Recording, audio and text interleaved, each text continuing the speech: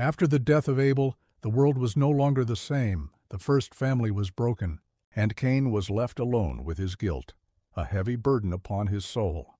God spoke to Cain, declaring, "You have done a terrible thing." Because of his actions, the ground would no longer yield crops for him. Cain would become a wanderer, restless and without peace, forever searching. Cain was afraid, saying, "Anyone who finds me will kill me." But even then, in his despair, God showed mercy, a glimmer of hope. God placed a mark on Cain, a sign of protection, ensuring his safety.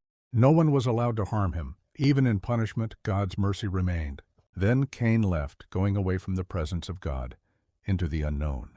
He lived in a land called Nod, east of Eden, far from where it all began. In the land of Nod, Cain built a life. He had a wife, and soon a son. His son's name was Enoch, a new generation in a new land. Cain built a city and named it after his son, Enoch.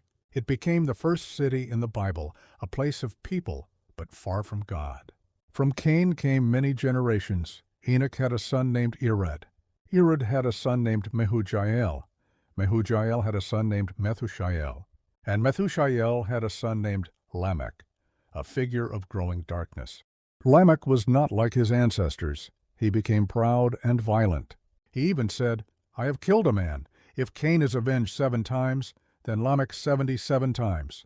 Sin was growing, spreading its roots deeper into humanity. Lamech had several children. His son Jabal, the father of those who live in tents and raise livestock. Jubal, the father of music, playing the harp and flute, bringing melody to the world. Tubal-Cain, a maker of tools, working with bronze and iron, forging civilization. And he had a daughter named Naamah, a woman of her time. People were building, creating, growing in knowledge and skill. But many were forgetting God. The line of Cain became strong in the world. But far from God's heart, their achievements lacked true spiritual foundation.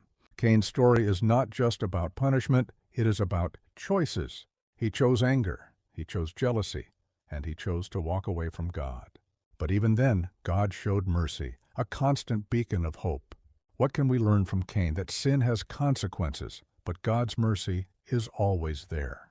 If you enjoyed this story, like, subscribe, and share, and join us again for the next Bible story.